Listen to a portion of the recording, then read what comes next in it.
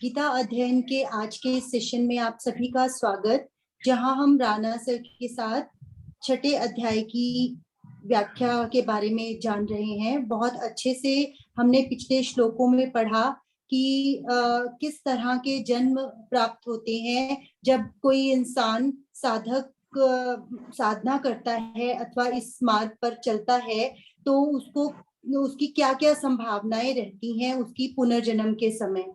तो आज सर से निवेदन कि हम अगले श्लोक की चर्चा करेंगे, श्लोक नंबर 44। सर 44। हाँ जी, हाँ जी, सर को प्रणाम। सभी को बहुत बहुत प्रणाम। आज हम 44वें श्लोक पर चर्चा करेंगे, जिसमें हम इससे पहले के श्लोक में हमने बात की थी कि जो योग भ्रष्ट व्यक्ति जो योगियों के परिवार में जन्म लेता है, उसकी आगे की यात्रा किस प्रकार की होती है। और जो ये 44वां श्लोक है, यहाँ पर बताया गया है कि जो योग भ्रष्ट व्यक्ति साधन संपन्न और आध्यात्मिक परिवार में जन्म लेता है, उसका जो जन्म के बाद का जीवन है वो अगले जन्म के बाद का जीवन, उसकी यात्रा फिर कैसी होती है, इसके बारे में भगवान जी बता रहे हैं। पिछले श्लोक के बारे में बताया था कि जो योगियों के परिवार में जन्म लेता है, उसका जो जन्म है वो इस प्रकार से है कि उसे पिछले जन्मों के जितनी भी उसके आध्यात्मिक उपलब्धियां थी वो उन्हीं के साथ ही जन्मता है, और बहुत जल्दी अपने जन्म के लगभग कुछ ही वर्षों में वह उस स्तर तक जो उसका पिछले जन्म का स्तर था, आध्यात्मिक स्तर, वहां पर पहुंचकर वो आगे की यात्रा आरंभ कर देता है और उस यात्रा को बहुत अधिक प्रयत्न और प्रयास के साथ पूरा करने की चेष्टा करता है। तो ये पिछले श्लोकों से भगवान जी दो तरह के साधकों की बात कर रहे हैं जो योग में भ्रष्ट हुए थे। तो पहले प्रकार के साधक वे थे जो सांसारिक इच्छाओं के रहते योग भ्रष्ट हो गए थे, और दूसरे प्रकार के वे थे जो सांसारिक इच्छाओं का त्याग कर चुके थे, उनसे विरक्त हो चुके थे, वैराग्य भाव आ गया था उनमें, और वे केवल और केवल ध्यान साधना में लगे हुए थे। परंतु किसी कारणवश वह अपनी जो यात्रा है वह पूर्ण नहीं कर पाते और मोक्ष की प्राप्ति के लक्ष्य तक नहीं पहुंच पाते। उससे कुछ स्तर पहले ही उनका मृत्यु हो जाती है या किसी कारणवश वह यात्रा जो है रुक जाती है। और पिछले श्लोक में भगवान जी ने बताया कि जब उनका पुनर्जन्म होता है मृत्यु के बाद, तो फिर वो क्योंकि पहले से ही विरक्त है, पिछले जन्म में ही वो सांसारिक भोगों से पहले ही विरक्त हो चुके थे, तो उनकी जो यात्रा है वो इस बात पर निर्भर नहीं करती कि वे किसी संपन्न परिवार में जन्मे हैं कि नहीं, बल्कि उनको जो वातावरण मिलता है वो ऐसा मिलता है कि वो अपनी तुरंत योग साधना की यात्रा को पूर्णत्व की ओर ले जाएं। और इसके लिए उन्हें धन आदि की आवश्यकता इसलिए नहीं होती क्योंकि उनके अंदर सांसारिक इच्छाएं शेष नहीं हैं, तो उनके लिए धन जो है उसका पर्याप्त होना या ना होना कोई मायने नहीं रखता। तो भगवान जी ने से पिछले के श्लोक में बाद वाले जो श्रेणी के साधक थे उनकी बात की। अब जिनके बारे में वो पहले बात कर चुके हैं कि जिनका जन्म संपन्न और आध्यात्मिक परिवार में होता है, उनकी आगे की यात्रा, जन्म के बाद की यात्रा, उन योग भ्रष्ट साधकों की आगे की जो आध्यात्मिक यात्रा है वह किस प्रकार की है। तो इस श्लोक में हम जानते हैं, देखते हैं कि भगवान जी क्या कहते हैं। बहन जी से अनुरोध कि जरा इस श्लोक को पढ़ते हैं। हाँ जी। पूर्वाभ्यासेन तेनैव ह्रियते ह्यवशोऽपि सः जिज्ञासुरपि योगस्य शब्द ब्रह्माति वर्तते। सह अवशः अपि तेन, वह श्रीमानों के घर में जन्म लेने वाला योग भ्रष्ट मनुष्य अवश्य भोगों के परवश होता हुआ भी तेन पूर्वाभ्यासेन, उस पहले मनुष्य जन्म में किए गए अभ्यास के कारण ह्रियते, परमात्मा की तरफ खींचता चला जाता है। कि क्योंकि योगस्य जिज्ञासु अपि, समत्व योग का जिज्ञासु भी शब्द ब्रह्म अति वर्तते, वेदों में कहे गए सकाम कर्मों का अतिक्रमण कर जाता है। वह श्रीमानों के घर में जन्म लेने वाला योग भ्रष्ट मनुष्य भोगों के परवश होता हुआ भी उस पहले मनुष्य जन्म में किए हुए अभ्यास के कारण परमात्मा की तरफ खींचता चला जाता है। क्योंकि समत्व योग का जिज्ञासु भी वेदों में कहे गए सकाम कर्मों का अतिक्रमण करता है। तो भगवान जी यहाँ बता रहे हैं कि वो भोगों के परवश होता हुआ भी, यानी ऐसा व्यक्ति इंद्रिय सुखों या सांसारिक भोगों में लिप्त तो होगा। क्यों? क्योंकि उसकी जो आध्यात्मिक पथ में बाधा आई थी वो इसलिए आई थी क्योंकि इसके अंदर सांसारिक इच्छाएं शेष थी। तो उसको जो इस बार संपन्न परिवार का जन्म मिला है, संपन्न परिवार में जन्म मिला है, उसका कारण यही है कि जो उसकी शेष इच्छाएं हैं उसको पूरा करने में उसे कोई धन की कमी आड़े ना आए और वह अपनी जो बची हुई इच्छाएं हैं वह जल्दी से पूरा कर ले। और जो यहाँ पे मजेदार बात कही गई है वह ये कि वो बेशक सांसारिक सुखों में या इंद्रिय सुखों में लिप्त है, परंतु जो उसने पूर्व जन्म में प्रयास किए थे उस ध्यान योग में बैठने के, ध्यान योग में सिद्धि की प्राप्ति के लिए जो प्रयास किए थे, निसंदेह उसके मन में सांसारिक इच्छाएं बची हुई थी, परंतु उन प्रयासों के फलस्वरूप उसे एक तो धनी परिवार में जन्म मिला, दूसरा उसे आध्यात्मिक वातावरण भी मिला। तो वो इंद्रिय सुखों में भी लिप्त है क्योंकि उसके मन में सांसारिक इच्छाएं कुछ शेष रह गई थी, परंतु जो उसके पिछले प्रयास थे वो उसको अपनी आध्यात्मिक यात्रा को पूरा करने के लिए, आगे बढ़ाने के लिए वो उसको आकर्षित करते हैं। जो यहाँ बात की गई कि वो परमात्मा की तरफ खींच जाता है और उसकी आध्यात्मिक यात्रा जैसे ही उसके सांसारिक सुखों से विरक्ति होगी, क्योंकि आध्यात्मिक यात्रा तो उसकी पिछले जन्म से ही चली हुई है, तो एक पड़ाव ऐसा आएगा क्योंकि वो धनी परिवार में जन्मा है, जब उसकी इच्छाएं पूरी हो जाएंगी तो उसको एक स्टेज ऐसी आएगी जब वो उन चीजों से विरक्ति का भाव उसके अंदर उत्पन्न होगा और वो परमात्मा की ओर खींचता चला जाएगा। अब ये समझिए कि ये हमारा आध्यात्मिक अकाउंट है। जैसे एक बैंक अकाउंट होता है और उसमें कुछ राशि जमा रहती है, तो हम बैंक से ना तो उससे ज्यादा निकाल सकते हैं, ना कोई हमें बेवकूफ बना के ये कह सकता है कि नहीं तुम्हारी राशि इतनी नहीं, सिर्फ इतनी ही है। इसी प्रकार का हमारा वो आध्यात्मिक अकाउंट है।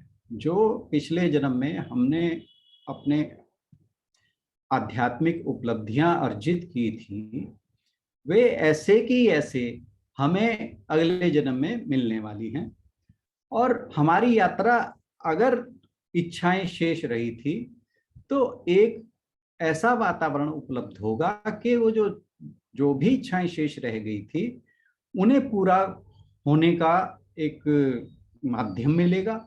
और उसके बाद फिर वो जो हमारे संचित आध्यात्मिक कर्म हैं, उपलब्धियां हैं, उनकी वजह से परमात्मा की तरफ या ध्यान योग की तरफ आकर्षण स्वतः ही बन जाएगा और आध्यात्मिक यात्रा सुचारू रूप से आगे बढ़ने लगेगी।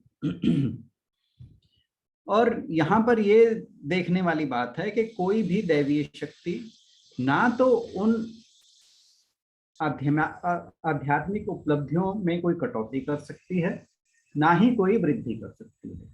वो जो हमारे पिछले जन्मों के प्रयास थे, जो उस साधक के पिछले जन्म के प्रयास थे, वो उसे अवश्य ही फलीभूत होंगे जैसे ही उसकी सांसारिक इच्छाएं पूरी होंगी, क्योंकि उसे एक संपन्न परिवार मिला है और आध्यात्मिक परिवार मिला है। तो उसकी सांसारिक इच्छाएं पूर्ण होते ही वह तुरंत विरक्ति का भाव उसके अंदर जगेगा और उसकी आध्यात्मिक यात्रा आगे से बेहतर तरीके से शुरू होगी। अब क्या है कि कर्म योग हमें ये बताता है कि जीवन को, अब हमारे जो पूर्व जन्म के संस्कार हैं वे हमें कुछ ना कुछ इस प्रकार का, कोई भी परिस्थिति आती है तो हमें वो अपने तरीके से रिस्पॉन्ड करने के लिए बाध्य करते हैं।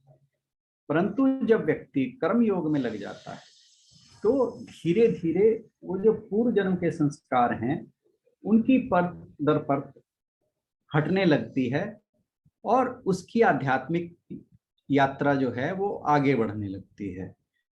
उससे क्योंकि उसकी जो स्वार्थी इच्छाएं हैं, कर्मयोग जो है क्या है कि निष्काम कर्म करना और दूसरों के हित में कार्य करना, सबको समभाव से देखना। जब मनुष्य इस प्रकार के कर्मयोग में लिप्त हो जाता है तो फिर उसके पूर्व जन्म के संस्कार या जो उसके मन या चित्त पर इंप्रेशंस हैं पूर्व जन्मों के, वो इंप्रेशनों की छाप जो है वो हटने लगती है और जो कर्म योग है उसके कारण अनासक्ति का भाव उसके अंदर आने लगता है। अनासक्ति यानी कर्म फल की आसक्ति से उसको वो डिटैच हो जाता है। तो उस कारण उसके जो चित्त पर इंप्रेशन पड़े हुए हैं वो परत दर परत कम होने लगते हैं और उसकी स्वार्थी इच्छाएं वो भी कम होने लगती हैं। तो संपन्न परिवार में जिसका जन्म होता है वो सभी इच्छाओं को, क्योंकि पिछले जन्म से बची हुई हैं, उन्हें पूरा तो करेगा, क्योंकि पूरा करने के लिए उसके पास अब साधन उपलब्ध हैं और उसे उसके लिए अतिरिक्त प्रयास करने की जरूरत नहीं है। तो उसके जो भी प्रयास होंगे वो आध्यात्मिक सफर को आगे बढ़ाने के लिए होंगे। और यहाँ पर जो बात आई है कि इच्छाओं के प्रति अपनी प्रवृत्ति के कारण वो अवश्य है। अवश्य का मतलब या असहाय का मतलब क्या है कि वो इच्छाएं उसे अपनी ओर तो खींचेंगी और उन इच्छाओं के चलते ही उसे पूर्व जन्म में जो उसने प्रयास आध्यात्मिक जीवन के लिए किए थे उसी के कारण उसे एक संपन्न परिवार मिला है, ताकि उसकी उन इच्छाओं की पूर्ति हो सके और उसकी वहां से प्रवृत्ति हटके और पूर्व जन्म के प्रयासों के कारण आध्यात्मिक उन्नति की तरफ लग सके। और मैं जैसे अभी कहा कि एक जीवन में वह स्टेज आएगी उसके, जब वह सांसारिक इच्छाएं जो उसके मन में बची हुई थी जैसे ही वे पूरी होती हैं तो उसमें एक विरक्ति का भाव जागेगा और परमात्मा की तरफ या कहें आध्यात्मिकता की तरफ उसके अंदर स्वतः ही एक आकर्षण पैदा होगा और वो उसकी यात्रा सुचारू रूप से चल पड़ेगी। तो वो ऐसी चीजों की तरफ स्वतः ही खींचा चला जाता है। जैसे हम कल बात कर रहे थे कि जो योगियों के परिवार में जन्म लेता है उसका सत्संग में और अच्छे व्यक्तियों के संग में और प्रवचनों में, फिर धार्मिक ग्रंथों के स्वाध्याय में, तो इनमें उसकी रुचि जन्म से ही होती है। उनके प्रति, उसके प्रति जो साधारण बालक हैं उनके कंपैरिजन में, जैसे साधारण बालकों के प्रति साधारण बालकों में जो उनका आकर्षण है वो ज्यादातर खेल खिलौने या कुछ और इस तरह की चीजें रहती हैं, परंतु जो योगियों के परिवार में जन्मा बालक है उसका आकर्षण किस तरफ रहता है? सत्संग की तरफ रहता है, स्वाध्याय की तरफ रहता है, और जैसे प्रवचन सुनने में रह गया। तो इस तरह की जो आध्यात्मिक गतिविधियां हैं उनके अंदर उसका आकर्षण रहता है। और जो ये योग भ्रष्ट हुआ साधक जिसके मन में इच्छाएं शेष थी, वो जब जन्म लेता है तो इच्छा की पूर्ण होते ही उसको वातावरण ऐसा मिला है जिससे वो अपनी इच्छाएं सुगमता से पूर्ण कर सके।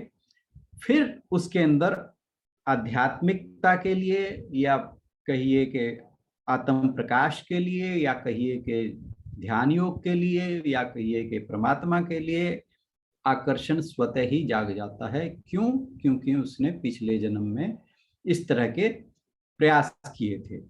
और ये व्यक्ति जो इस तरह का साधक है, जो संपन्न और आध्यात्मिक परिवार में जन्मता है, वो चाहे ये उसके दिल में हो या ना हो कि उसे आध्यात्मिकता की तरफ जाना है, वो बेशक सांसारिक भोगों में लिप्त हो जाए, परंतु जीवन में एक क्षण उसके अपने आप ही ऐसा आ जाएगा जब वह सांसारिक भोगों को त्याग कर उसका आकर्षण आध्यात्मिकता की ओर स्वतः ही हो जाएगा। और ये हमें समझना चाहिए कि जो रोज का जीवन है वो पिछले जन्म के जीवन की, जो पिछले जन्म में जीवन था उसकी ही एक अगली कड़ी है। जैसे आज का दिन जब बीत जाता है तो वो आने वाले कल का विस्तार हो जाता है, उसी प्रकार हमारा जो पूर्व जन्म का जीवन है, क्योंकि हमने उसमें आध्यात्मिक प्रयास किए हुए हैं, तो यहाँ पर वो उसी का विस्तार के जो रूप में आगे चलता है। तो अगर हम इस बात को थोड़ा समझ जाएं तो ये श्लोक हमें बहुत जल्दी समझ में आ जाएगा। क्योंकि जिसने अपने पूर्व जन्म में साधना की होगी वो बेशक सांसारिक भोगों में अवश हुआ या असहाय हुआ लिप्त होता है, परंतु फिर आध्यात्मिक साधना में वो उसका आकर्षण स्वतः ही एक बिंदु पर, जीवन के एक क्षण ऐसा आएगा जब उस तरफ वो स्वतः ही मुड़ जाएगा। और इसके लिए ये देखिए कि अब हम इसको इस तरह से समझ सकते हैं कि मान लो कोई शिक्षित व्यक्ति है, वो मान लो अपने आप को मूर्ख जताने की कोशिश करता है, परंतु वह कितना भी कोशिश करे किसी ना किसी क्षण ये पता लग ही जाएगा कि नहीं, ये मूर्ख नहीं है, पढ़ा लिखा है और संस्कारवान है। इसी प्रकार जो जिसने पिछले जन्म में अच्छे कर्म किए हैं, अच्छे आध्यात्मिक कर्म किए हैं, ध्यान योग की साधना की है, वो बेशक सांसारिक भोगों में इस जन्म में आकर लिप्त हुआ है। और ये हम बात कर चुके हैं क्यों लिप्त हुआ है, क्योंकि उसके मन में उस जन्म में भी कुछ इच्छाएं शेष रह गई थी। तो अब वो मतलब ऐसा लग रहा है जैसे सांसारिक भोगों का स्वांग कर रहा है, परंतु जैसे मैंने अभी एक एग्जांपल दी कि जैसे कोई पढ़ा लिखा व्यक्ति मूर्ख व्यक्ति की तरह जानबूझकर वो करे, व्यवहार करे, उसकी वो भेद खुल ही जाएगा किसी ना किसी समय कि नहीं, ये मूर्ख नहीं, सुसभ्य है, शिक्षित है। इसी प्रकार जो पूर्व जन्म का साधक है, योग भ्रष्ट हो चुका है, परंतु यहाँ पर जब दोबारा जन्म ले रहा है, वो यहाँ पर बेशक वो सांसारिक भोगों में लिप्त हो, वो एक क्षण आएगा जब उसकी वो जो पुरानी पहचान थी आध्यात्मिक साधना की, वो उसे वापस प्राप्त हो जाएगी और उसके लिए उसे कोई विशेष प्रयास करने की जरूरत नहीं होगी। वो पूर्व जन्म के कर्म कहिए या संस्कार कहिए, उसके कारण हो जाएगा। और ये बात हमें आराम से समझ आ सकती है कि ऐसा होना संभव है। जैसे मैंने ये एग्जाम्पल दी कि भाई जो कोई पढ़ा लिखा व्यक्ति मूर्खता का व्यवहार करे तो उसका भेद किसी ना किसी बात पर खुल ही जाता है। और एक चीज और कि ऐसे व्यक्ति के जीवन में मान लो वो सांसारिक भोगों में लिप्त है, परंतु अगर कोई ऐसी विषम परिस्थिति आती है तो उसके अंदर चाहे ना चाहे, अनजाने में ही सही, समता का भाव अपने आप उदित होता है और जो प्रतिकूल परिस्थितियां हैं वो उसके आचरण को चेंज नहीं करती। मतलब बेशक वो सांसारिक भोगों में लिप्त है, परंतु उसमें समता का भाव पुराने संस्कारों की वजह से स्वतः ही रहता है और मन उसका शांत रहता है, क्योंकि उसने पूर्व जन्म में वो अभ्यास कर रखा है और वो संस्कार उसके अंदर बसे हुए हैं। तो बेशक वह एक सांसारिक व्यक्ति की तरह व्यवहार कर रहा है, परंतु जब उसके सामने कोई विषम परिस्थिति आती है, उसका व्यवहार एक ऐसे व्यक्ति की तरह होता है जो योगाभ्यास में लगा हुआ है। वो समभाव में भी रहेगा, मन भी उसका शांत रहेगा और हो सकता है किसी को इस बात से आश्चर्य हो कि ये तो ऐसा भोगों में लगा व्यक्ति है और उसके बावजूद भी ये समभाव में है और शांत है।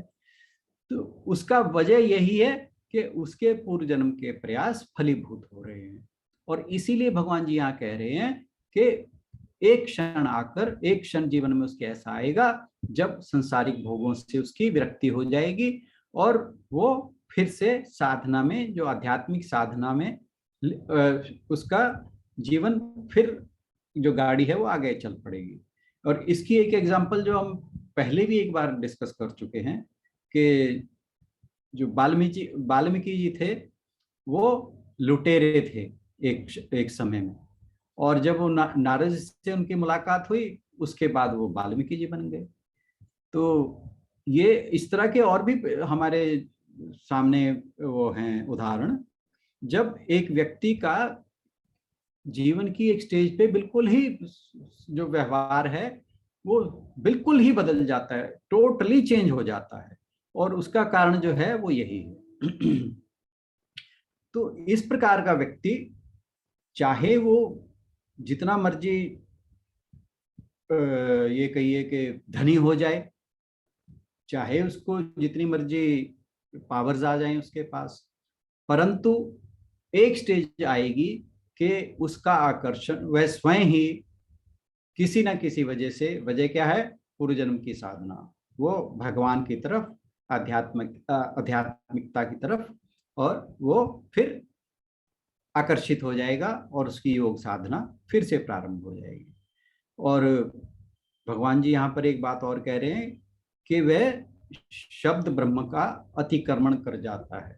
शब्द ब्रह्म जो है, शंकराचार्य जी ने यहाँ बताया है कि शब्द ब्रह्म का क्या मतलब है। वे कहते हैं कि ये वेदों के कर्मकांड हैं। वेदों के कर्मकांड हम बहुत बार डिस्कस करते आए हैं कि वेदों के कर्मकांड जो हैं वे सारे के सारे स्वर्ग आदि प्राप्ति के लिए, सांसारिक सुखों के लिए होते हैं और ये हमें जो मोक्ष का लक्ष्य है उस तरफ नहीं ले जाते। इसीलिए कहा जाता है कि वेदों के दो भाग हैं, एक कर्मकांड, एक ज्ञान कांड। कर्मकांड हमारी सांसारिक उन्नति के लिए, सांसारिक इच्छाओं की पूर्ति के लिए और स्वर्ग आदि इच्छाओं की पूर्ति के लिए है, और जो ज्ञान कांड है वह मोक्ष आदि की प्राप्ति के लिए है। जो वेदों के बाद का भाग है जिसे वेदांत कहा गया है, वह ज्ञान कांड का पार्ट है जिसमें उपनिषद आदि ग्रंथ आते हैं। तो भगवान जी कह रहे हैं कि वह शब्द ब्रह्म का अतिक्रमण कर जाता है। अतिक्रमण मतलब वह शब्द ब्रह्म यानी वेदों के जो कर्मकांड है उनसे परे चला जाता है, वह उनको लांघ जाता है, उनसे मतलब साधारण शब्दों में कहें तो इसका मतलब ये हुआ कि उसे सांसारिक भोगों को या सांसारिक सुखों को पाने की अथवा स्वर्ग आदि सुखों को पाने की चेष्टा नहीं करता वो, और उससे आगे लांघ जाता है, यानी उसे मोक्ष पाना है, उससे अपनी आध्यात्मिक यात्रा मोक्ष के लिए पूरी है। और इसी के साथ ही आज का ये हम सेशन समाप्त करते हैं। किसी का कोई प्रश्न हो तो जरूर पूछें या कोई कुछ अपनी तरफ से इसमें ऐड करना चाहे तो मोस्ट वेलकम। अच्छा एक्सप्लेन किया राणा सर ने।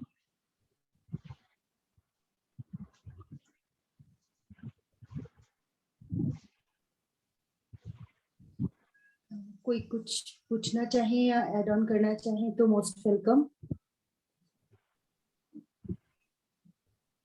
नहीं तो संपूर्णता की ओर बढ़े। आज सबने शाम को दीपक भी जलाने होंगे।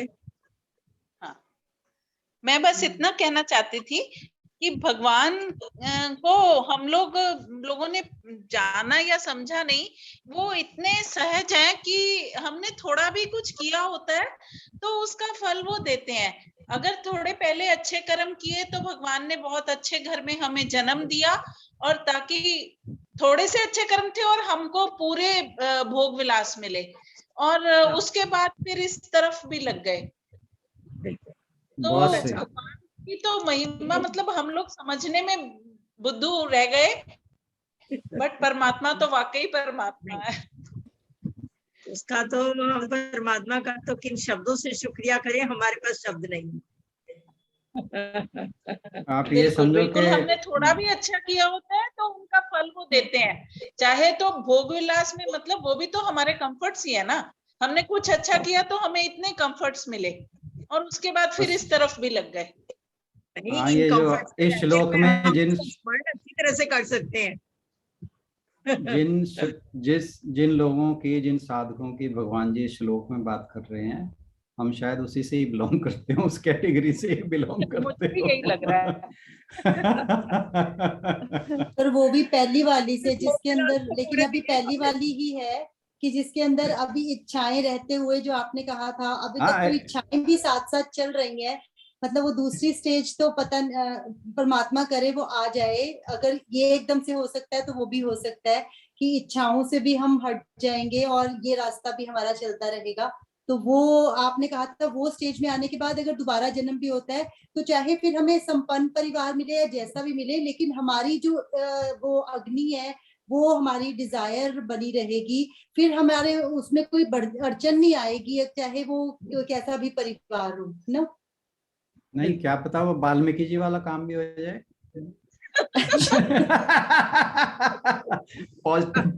B positive.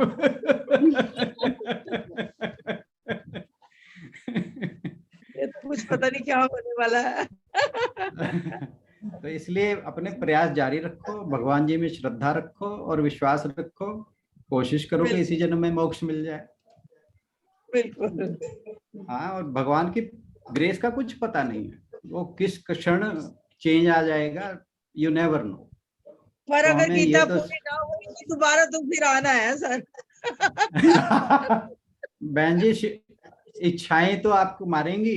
भगवान जी यही तो कह रहे हैं, इच्छाएं ना रखो कोई भी, चाहे वो गीता पूरी करने की भी हो। गीता को केवल रट लेना गीता नहीं है। गीता का एक एक वर्ड का मीनिंग जब तक हमारा क्लियर ना होता तो तब तक नहीं है। बिल्कुल लेकिन बिल्कुल। एक सिर्फ उसको शाब्दिक रूप में कर लेना नहीं, हम पूरी तरह से अर्थों सहित वो हमारे दिमाग में पूरी तरह से बैठ जाए। बात सारी की सारी जी उसको अपने जीवन में उतारने की है, बाकी तो सारी बातें हाँ, उनका बस और वो कोई जीवन में इतना महत्व नहीं है। जितना महत्व इस बात का है कि हाउ टू लिव गीता, ये ज्यादा इम्पोर्टेंट है, ना कि to what extent we should learn Gita. ये इतना इम्पोर्टेंट नहीं है। ये ज्यादा इम्पोर्टेंट है कि हम how do we live Gita. Yes yes of course. Sir आप राजा जनक वाले थे। हाँ जी, राजा जनक की स्टोरी सुनाने वाले थे। हाँ, आज स्टोरी सुनानी थी ना। चलिए मैं कोशिश करता हूँ बहुत जल्दी उसको खत्म करने की। वो ये थी कि एक बार राजा जनक जी से किसी ने कहा कि आप ये देखिए कि आप इस जीवन में जीवन मुक्त भी हो गए, राजा भी बन गए, जैसे अंजू बहन जी कह रही थी बात कि हम थोड़े थोड़े आध्यात्मिक भी हैं और संपन्न परिवारों में भी जन्मे हैं, भोग भी पूरा कर रहे हैं। अब राजा जनक जी की स्थिति थोड़ी सी नहीं और काफी फर्क थी कि वो भोगों में लिप्त नहीं थे, राजा होते हुए भी वो भोगों में लिप्त नहीं थे, जीवन मुक्त थे। और उसके बावजूद, राजा होने के बावजूद, वो आध्यात्मिक स्तर पर इतने ऊंचे उठे हुए थे कि व्यास देव जी ने अपने पुत्र को यह परखने के लिए कि इसका आध्यात्मिक ज्ञान पूरा हुआ है कि नहीं, राजा जनक के यहाँ भेजा। तो किसी ने ये प्रश्न किया सभा में कि महाराज ऐसा कैसे हो गया कि आप को सांसारिक भोग भी जो उच्चतम स्तर के मिले हैं और आप जीवन मुक्त भी हैं, और मतलब आप सब कुछ में रहते हुए भी इससे परे हैं। तो उस रात राजा जनक को नींद नहीं आई। तो उनके मन में ये बना रहा कि ऐसा क्या हुआ जिसके कारण ये हुआ। तो उन्हें सपने में दिखाई दिया उसी रात कि तुम जंगल में पूर्व दिशा की ओर जाओ, वहां पर तुम्हें एक संत मिलेंगे साधना करते हुए, तुम्हारी बात का जवाब उनके पास है। तो जी एक दो दिन का सफर करने के पश्चात वो पूर्व दिशा की ओर चलते गए। तो उन्हें 2 दिन बाद जाकर एक संत मिले, फक्कड़ संत, बिल्कुल उनके पास कोई पोजीशन नहीं, और देखते ही वो कह गए, हाँ आ गया तू? तो कह रहे, महाराज मैं तो आपको ही ढूंढ रहा था कि मुझे पता है, पर तेरे प्रश्न का जवाब मेरे पास नहीं। तू अब उत्तर दिशा की ओर जा और वहां तुझे एक संत और मिलेंगे। ये राजा जनक 2-4 दिन की यात्रा के बाद उसी दिशा में चलते रहे और उन्हें जाकर एक संत फिर मिले। तो उनसे भी वही प्रश्न, और उन्हें भी पता था ये क्यों आए हैं। वो कहते, तेरी बात का जवाब मैं जानता हूं, पर वो देने के मैं काबिल नहीं। तो एक काम कर, एक व्यक्ति तुझे और मिलेगा, सफर तो जारी रख, तू अब दक्षिण दिशा की ओर चला जा। तो जी पर ध्यान रखियो कि उस व्यक्ति की मृत्यु शीघ्र होने वाली है, तो तुझे उसके मरने से पहले वहां पहुंचना है। तो जी राजा जनक ने पूरी दौड़ लगाई। खैर जी किसी तरह वो उस व्यक्ति के पास पहुंच गए, और जब उस व्यक्ति ने उसे देखा और राजा जनक ने उसे देखा, तो वो कहते, जल्दी आ जा, मुझे पता है तू किस लिए आया है, और बस मैं कुछ ही क्षणों का मेहमान हूँ। तो कहते, बता क्या बात है? कि बता मैं कौन हूँ? कह रहा, बताता हूँ, एक कहानी सुन। कह रहे, बता। कह रहे, 4 भाई थे, 4 बालक थे, उनके माता पिता बहुत गरीब थे। और बीच में मैं 1-2 बात भूल गया, पर जब कहानी पूरी बताऊंगा तो वो बता दूंगा मैं, जहां जहां मेरे से चूक हुई है। तो वो कहते 4 बालक थे, गरीब परिवार था बहुत, माता पिता बहुत गरीब थे। एक बार क्या हुआ कि उन्हें एक हफ्ता हो गया खाने को कुछ नहीं मिला। तो कह रहे कि हफ्ते बाद उनके पिता को एक रोटी मिली, और वो अपने घर पे आ गए और सोचें कि भी इसे मैं, मेरी पत्नी खाए या मेरे बच्चे खाए। तो कह रहे अभी वो सोच ही रहा था, तो उसके मन में आया कि नहीं, ये पत्नी को दे देता हूँ। तो जैसे उसने पत्नी को दी, तो पत्नी को लगा कि नहीं, हम तो काफी जीवन जी चुके हैं, अगर मर भी गए कोई बात नहीं, बच्चों को दे देनी चाहिए। तो जी उसने, जो पत्नी थी, उसने उसके 4 टुकड़े किए रोटी के, और चारों को एक एक टुकड़ा दे दिया।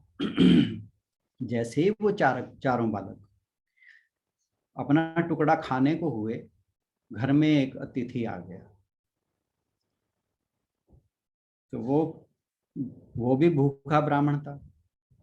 आकर उसने जब कहा कि मैं भूखा हूँ, मुझे रोटी दो, तो जो पिता था वो बोला, हमारे घर में तो 7 दिनों बाद आज एक रोटी मिली थी, मैंने भी नहीं खाई, पत्नी ने भी नहीं खाई, और ये बच्चों को एक एक टुकड़ा दिया है। तो कह रहे भाई कुछ भी करो, मुझे तो चाहिए। तो वो पहले बालक से बोला वो बोला पहला बालक कि अगर मैंने तुझे रोटी दे दी तो मैं क्या राख खाऊंगा? तो वो जो पहला संत था जिसके पास जनक जी गए थे, वो राख खाता हुआ मिला था उसे। तो फिर जब दूसरे बालक से कहा, तो दूसरे बालक ने कहा कि मैं क्या आग का गोला खाऊंगा? तो वो जो दूसरा था वो आग के अंगारे चबा रहा था। तीसरा कहने लगा कि तुझे अगर मैंने रोटी दे दी तो मैं मर नहीं जाऊंगा। खैर जी, जो चौथा था वो कह रहा, भगवान आप ही खाइए, जो मेरा जो होगा देखा जाएगा। तो वो जो मरने वाला बालक था, वो संत था, वो कहता कि वो जो पहला बालक था वो था जो पहला संत तुझे राख खाता मिला, दूसरा बालक वो था जो आग के अंगारे खाता मिला, तीसरा मैं हूँ जिसने कहा था मैं खाऊंगा नहीं तो मरूंगा, कह रहा मेरे को बस मैं जन्म लेता हूँ और मर जाता हूँ। और कहता भाई चौथा तू है, तू कह रहा तुझे दुनिया के सारे सुख भी मिले और तुझे विरक्ति भी मिली, तुझे जीवन मुक्ति भी मिली, तो बस यही फर्क है। तो ये थी कहानी। बिल्कुल, बहुत अच्छा। बहुत बढ़िया। फिर भागवत में बड़ी स्टोरी सर, मेरे को ऐसा लग रहा है। राणा सर, इसका मतलब है कि जो हमारे शब्द हैं वो भी हमारे कर्म बन जाते हैं। हर चीज हम तो एक वो हम बात तो करते हैं कि कर्म जो है वो हमारे एक्शंस ही नहीं है खाली। आप किसी को मन से ये भी सोचते हैं ना कि उसकी क्षति करनी है और ना करो, तो वो आपके कार्मिक अकाउंट में चलेगी, चाहे आप कुछ करो चाहे ना, सिर्फ आप सोचना मात्र ही वो कर्म हो जाता है। हाँ जी, हाँ जी। तो हमें तो बोलने की तो बात चाहिए, हमारे विचारों को भी हमें सोच समझ कर विचार करना चाहिए जी। शरीर से, मन से और वाणी से। हाँ, वही इसीलिए तो कहते हैं ना, मन वचन कर्म, मन वचन कर्म से हमें शुद्ध होना चाहिए, सिर्फ कर्म से ही नहीं, मन से भी, वचन से भी। बोलना भी सोच समझ कर, सोचना भी सोच समझ। और हम तो कुछ सोचते नहीं है, करते हुए नहीं सोचते, बोलते और करते सोचते हुए तो क्या सोचेंगे। तो इसलिए हम कहते तो हैं कि मोक्ष की प्राप्ति हो जाए, पर वो कहते हैं ना, there are so many slip between cup and the lips. बहुत दूर है अभी दिल्ली। बाकी भगवान के ऊपर भरोसा है, वो करेगा कुछ ना कुछ। God's grace is always great, let us hope for the best. Sangeeta ji कुछ कहना चाह रहे हैं? मैं तो 1 2 4 जन्मों की बात ही नहीं है। पहले तो हर एस्पेक्ट को, हर अंग को, जिसको कहते हैं, शुद्ध होना है, फिर उसमें एस्टेब्लिश होना है। मतलब एक और एस्टेब्लिश होना है, उसको जीते दे, और फिर कहीं जाके मतलब साधना का पथ इतना शुरू है, छोटा सा भी है। पर टर्न अराउंड कब हो जाए जी, ये बस इस चीज में एक मेरा दृढ़ विश्वास है, यू नेवर। मैं तो उसी के भरोसे बैठा हूँ, क्या पता। समर्पण से रहना चाहिए कि हमने होना नहीं है, उसने करना है। वो समर्पण रहेगा तो हो सकता है कि कभी भी क्या कुछ पता हो जाए। क्योंकि हमें पता थोड़ी हमारे पिछले जन्म के कैसे कर्म रहे, क्या पता कुछ ऐसा रहा हो। Miracles do happen. नहीं, मिरेकल्स नहीं होती, वो होते तो सारा कुछ संचित कर्मों की वजह से ही, हमें मिरेकल लगती है वो।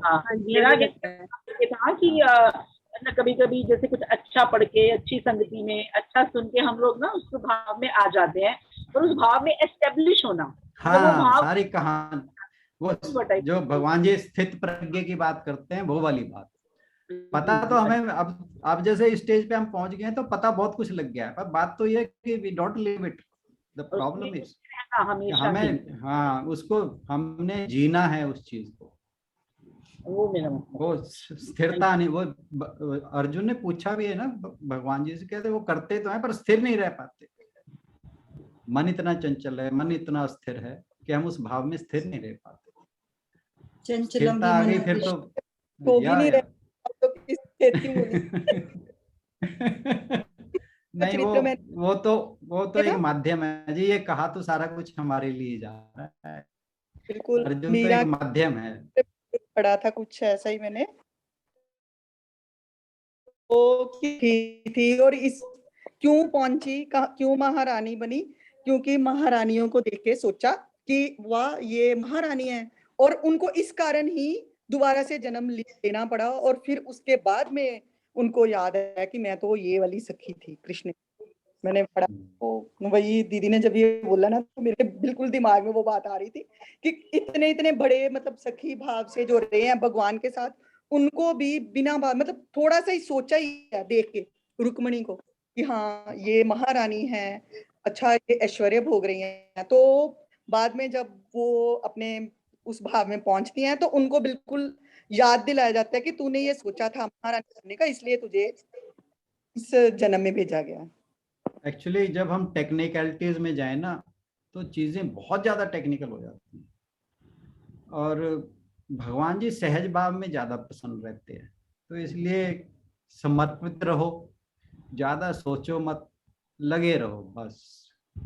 सिंपल रहने से बहुत ज्यादा फर्क रहता है, बजाय ये सोचे उसने ये किया तो ये हुआ, ये किया तो ये हुआ, तो बस ये करेंगे। नहीं नहीं, सबसे हाँ सोचा जी, जा सकता है ना, गति कम सोच।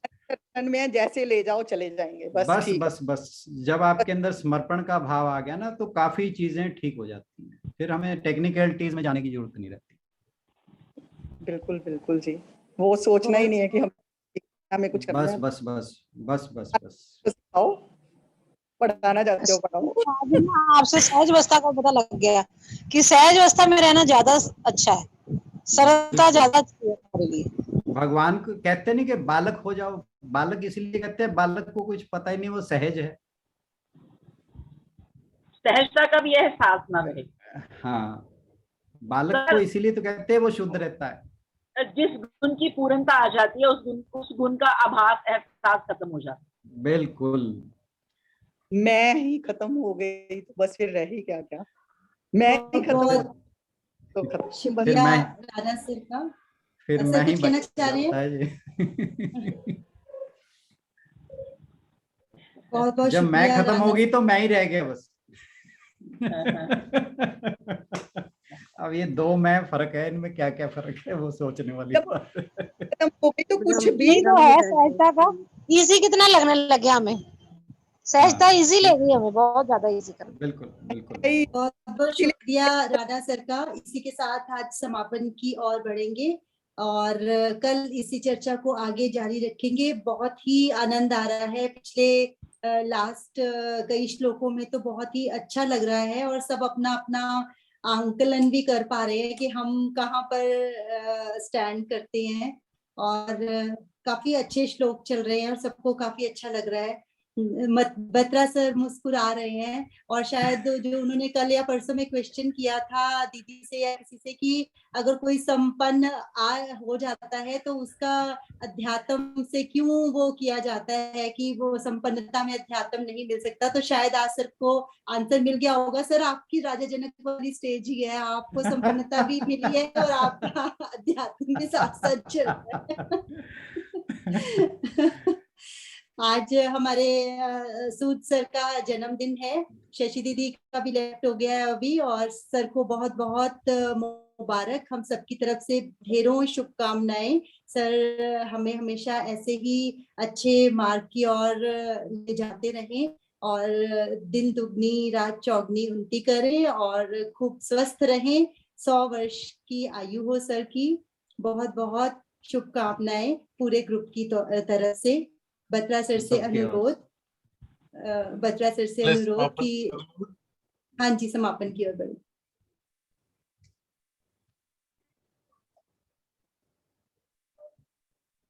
नहीं, हाँ,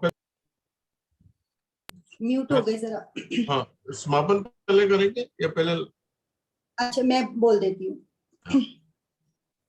सर्वे भवन्तु सुखिनः, सर्वे सन्तु निरामया, सर्वे भद्राणि पश्यन्तु, मा कश्चित् दुःखभाग् भवेत्। गौ माता की परम कृपा से सुख समृद्धि का बसेरा, गोधन से दुख दरिद्र भागे, सब ग्रंथों का घनेरा बुलजम अस्तु। हरिओम जी। बहुत सारी की चर्चा सभी के लिए बहुत बहुत बत्रा से। हाँ, नमस्कार। आशु जी, मन की कैसे जान लेते? मैं मुस्कुरा रहा था और मैं ये लोग इस गीता की क्लास में जो रोटी दे दी थी और वो राजा जनक के रूप में पैदा हुआ, और आशु जी ने मेरे बारे में ऐसा कह दिया। एनीवे, हम सब वो चौथे बालक की तरह हैं, तब ये इकट्ठे हुए हैं यहाँ पे। और एक चीज हमको नहीं भूलनी चाहिए कि हमें जब ये जन्म लिया है तो ये जन्म उदास रहने के लिए नहीं लिया, दुखी रहने के लिए नहीं लिया, परेशान रहने के लिए नहीं लिया। हमने ये जन्म लिया है खुश रहने के लिए और खुशियां बांटने के लिए। तो आप सब मिलकर मेरे साथ खूब जोरदार हंसिए, खुश रहिए, मस्त रहिए, मुस्कुराते रहिए।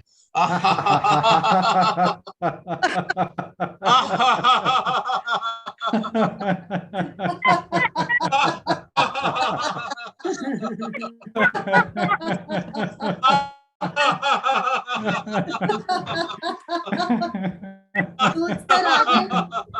सूद सर को मार के दे सकते हैं आप सब। सूद सर ने ज्वाइन किया हुआ है। अरे वाह, सूद सर आ गए। Happy birthday sir, happy birthday. Happy birthday sir, बहुत बहुत बधाई हो जी जन्मदिन के। Happy birthday sir, sir. आप बच नहीं सकते, आपको हमें केक तो खिलाना ही पड़ेगा। आपने सोचा आप छूट जाओगे तो आप केक खिलाने से बच जाओगे।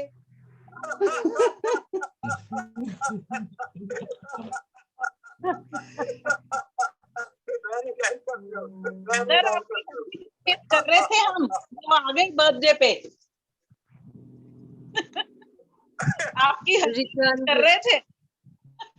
सर ने रिटर्न गिफ्ट दे दिया। आपके लिए cake sir. Thank you very much. Thank you. बहुत बहुत शुभकामनाएं सर पूरे ग्रुप की ओर से, और आशा करते हैं कि आप जल्दी ही ज्वाइन करेंगे दोबारा से। हम सब वेट कर रहे हैं। बत्रा सर, चॉकलेट केक लाए हैं, आपको कौन सा पसंद है?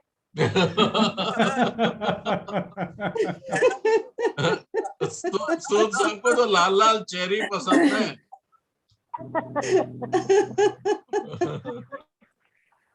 सर नहीं देख पा रहे ना हमें।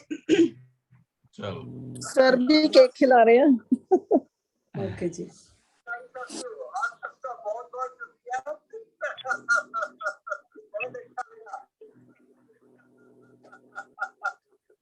मैंने कहा मेरा बर्थडे है, मैं नहीं बताऊंगा तो कैसे बात बनेगी। बाद में सोचता रह जाऊंगा बर्थडे नहीं हुआ कैसा रहेगा। बहुत बहुत शुभकामनाएं सर। बार बार दिन ये आए, बार बार दिल ये गाए, तुम जियो हजारों साल, है मेरी ये आरज़ू। Happy birthday to you, happy birthday to you, happy birthday Sood sir, happy birthday to you. पूरे ग्रुप की ओर से सबको बहुत बहुत शुभकामनाएं। आशु जी, एक और गाना, अगर हम भी बच्चे होते। ठीक है, हम भी अगर सर आप सुनाए हो तो आप सुनाओ। आप बोलो बोलो, मैं बोल रहा हूँ।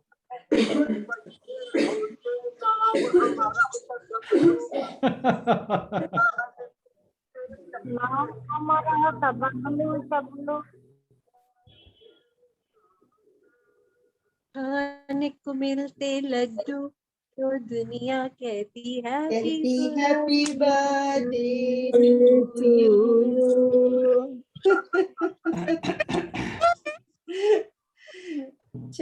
बहुत बहुत शुभकामनाएं सर। Thank you sir. सभी को प्रणाम। बहुत प्रणाम। मैंने तो थैंक यू सर।